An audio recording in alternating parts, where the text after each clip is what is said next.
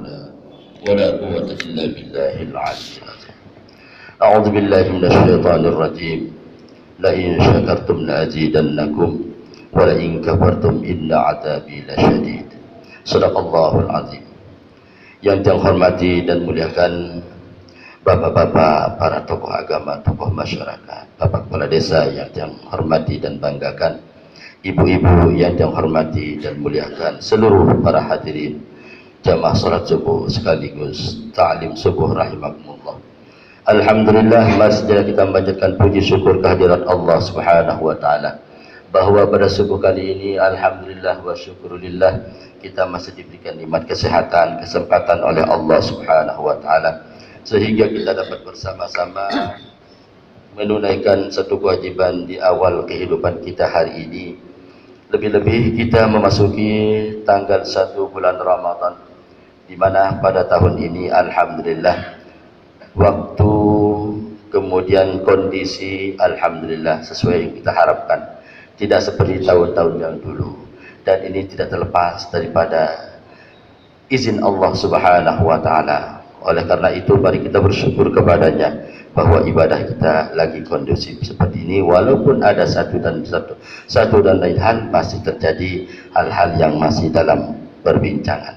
Kemudian yang kedua kalinya salawat salam moga-moga tercurah kepada junjungan alam besar kita Muhammad sallallahu alaihi wasallam. Semoga kelak di yaumil mahsyar kita semua mendapatkan syafaatul uzma dari baginda Rasulullah sallallahu alaihi wasallam. Amin ya rabbal alamin.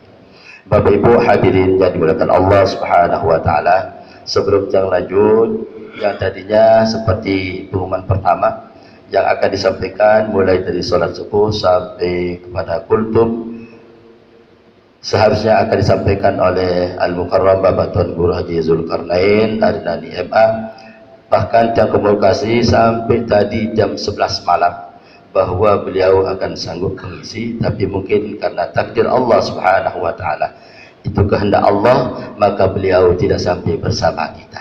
Oleh karena ini satu bukti bahwa Allah manusia berencana, maka kita Allah Subhanahu wa taala yang akan menentukan. Kita sanggup, maka pada akhirnya Allah berkata lain, artinya tidak disempatkan untuk hadir bersama kita. Oleh karena itu, untuk mengisi kekosongan, jadi mau tidak mau saya akan sampaikan beberapa undayan kata yang jelas itu bukan sebagai pengajaran, bukan sebagai kita, tapi sebagai saling nasihat bernasihat, ya, saling nasihat menasihati. Bapak Ibu hadirin yang dimuliakan Allah Subhanahu wa taala, seperti apa yang saya bacakan tadi, la in syakartum la azidannakum wa la in kafartum inna azabi lasyadid. Sesungguhnya sekiranya engkau bersyukur akan nikmat yang aku beri kata Allah Subhanahu wa taala, la azidannakum. Nah, mengingat nikmat yang diberikan oleh Allah Subhanahu wa taala, mulai dari tubuh kita Bapak Ibu hadirin yang mulia, mulai dari bisa berkata-kata, bisa bernapas lewat mulut, lewat hidung, bisa melihat, memandang sesuatu, bisa mendengar, bisa memegang sesuatu, bisa berjalan. Nah, oleh karena itu sehingga kalau kita akan menghitung, wa in ta'uddu nikmatallah la tuhsuha, andai kata engkau akan menghitung nikmatku kata Allah Subhanahu wa taala, tidak akan mampu. Oleh karena itu pernah ada dalam satu riwayat, yaitu umat Nabi Musa alaihi wassalatu wassalam, yang dia umurnya 500 tahun dan dia berbakti, beramal saleh, beribadah selama 500 tahun. Namun pada hasilnya terakhir dia akan dimasukkan oleh Allah Subhanahu wa taala menuju ke kenikmatan Allah, ke surganya Allah lewat dia rahmat Allah Subhanahu wa taala, bukan hasil dari ibadah. Lalu umat Nabi Musa ini berkata, wahai Allah, wahai Rabb, mengapa engkau masukkan aku ke dalam surga melalui jalan rahmatmu? Mengapa aku tidak masuk surga gara-gara hasil dari ibadahku selama 500 tahun, katanya. Wahai hambaku, kata Allah, aku memasukkan engkau ke dalam surgaku itu karena aku kesayang kepada kamu, tapi bukan daripada hasil ibadahmu yang 500 tahun. Lalu apa yang kau mau? Kata Allah kepada umat Nabi Musa, saya memasuk surga melalui pintu apa yang pernah saya lakukan. Artinya dia mau masuk surga itu akibat daripada balasan dia sudah beribadah 500 tahun. Kalau begitu mau kata Allah Subhanahu wa taala, mari kita tes, mari kita timbang. Mana lebih banyak nikmatku daripada hasil ibadahmu. Kita mulai dari nikmat mata.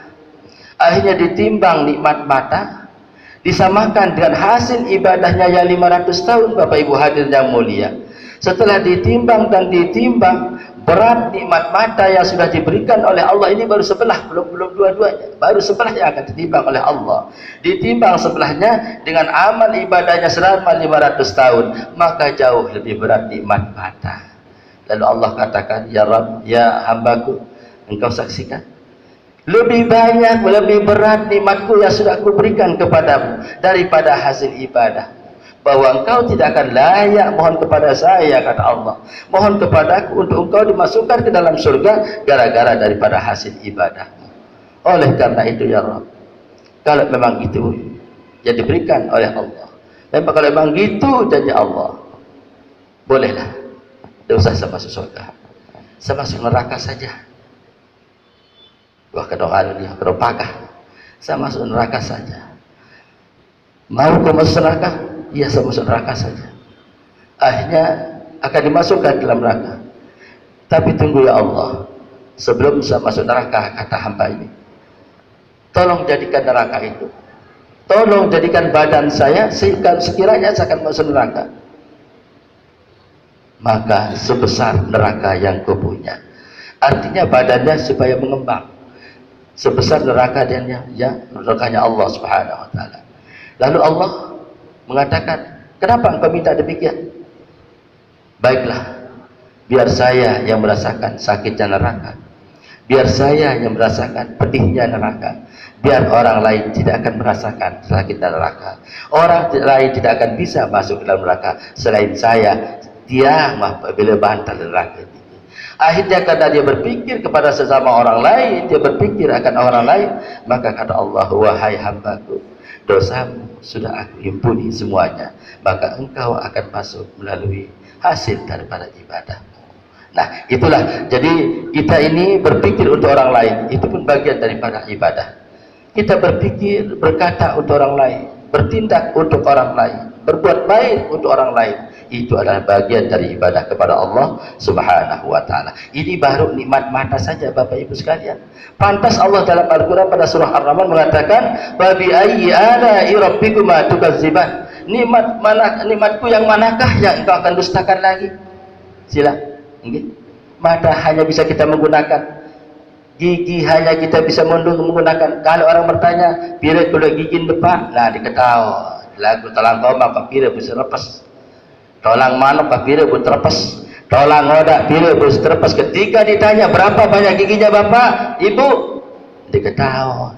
Ah, ini satu bukti, satu contoh bahwa kita hanya bisa menggunakan nikmat Allah Subhanahu wa taala, tapi kita banyak yang lupa akan bersyukur kepada Allah Subhanahu wa taala. Nah, kalau kita tidak bisa bersyukur, la wala in kafartum inna azabi lasyadid, itu balasannya. Tapi sekiranya engkau tidak akan bersyukur dengan nikmat yang aku berikan, kata Allah, inna azabi lasyadid, maka siksaanku mulai dari dunia sampai kepada akhirat. Oleh karena itu, melalui momen yang sangat tepat, yang sangat jelas, yang sangat penting di bulan suci Ramadan, semua kita tingkatkan, Bapak Ibu hadirin yang mulia. Pahala wajib tidak bisa terhitung, hanya Allah yang bisa menghitungnya. Kemudian pahala sunnah yang suka kita abaikan, tapi alhamdulillah begitu tanggal 1 Ramadan kita melaksanakan sholat sunat ba'diyah qabliyah itu, maka Allah akan melipat gandakan menjadi pahalanya wajib. Seolah-olah kita beribadah wajib lamun kepada sembahyang sunat si makin tinggi di dalam bulan suci Ramadan. Lamun kepada bersedekah di bulan suci Ramadan, bersedekah si air segelas, ibarat bersedekah si air 1000 gelas lemak duhansa selesai bulan suci Ramadan. Bersedekah si kurma sebiji, Bapak Ibu, le bulan samakin niki telur samakin sampai 30 lemak niki, lamun le bulan lain barat bersedekah si 1000 kurma. Kira-kira waktu beli 1000 kurma dia tua, paling sekedar plastik niki mesti beli. Nggih. Nah, lamun bersedekah si kopi oleh dalam bulan suci Ramadan, terutama ibu-ibu, Masya Allah, Okay? Ibu-ibu yang saya cintai, yang saya banggakan, selalu kita dibantu di masjid ini.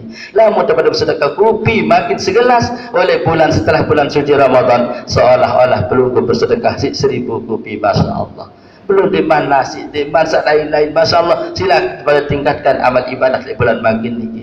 Sebagai motivasi belum bersedia tiang makin niki, mungkin niki Ramadan saat terakhir belum bersedia tiang. Harap sabani dijamin ibu bahwa kita akan bertemu dengan bulan Ramadan selanjutnya di neraka dengan Bani Jamin. Ya. Karena kita umur kita ini adalah dalam misteri. Takdir pelungguh niki ada dalam genggaman Allah Subhanahu wa taala. Mungkin adakah di antara kita pada pagi hari ini yang terdaftar sebagai calon. Ya, tapi mudah-mudahan yang bersama kita bersama-sama saling mendoakan semoga kita panjang umur bertemu dengan bulan Ramadan yang akan datang. Nah, mari kita tingkatkan amal ibadah kita di bulan suci Ramadan kali ini, karena mungkinkah ini adalah Ramadan yang terakhir buat kita. Sekiranya nanti kalau sudah kita mengawali bulan Ramadan, bisa kita mengakhiri bulan Ramadan, maka predikat pelunggu sudah yang marak saat telahiran tanakan isi dalam tiang idak te. Bis dosa, bis segala selip salah diampun oleh Allah Subhanahu wa taala. Mudah-mudahan Allah berikan kekuatan kepada kita bersama agar dapat kita lalui bulan suci Ramadan dengan sehat wal afiat, kemudian panjang umur dan ibadah yang rapi dan rapi dan berkualitas. Amin ya rabbal alamin. Sekedar ini daripada kultum yang dapat saya sampaikan, kurang lebih mohon maaf. Billahi taufiq wal hidayah. Assalamualaikum warahmatullahi wabarakatuh.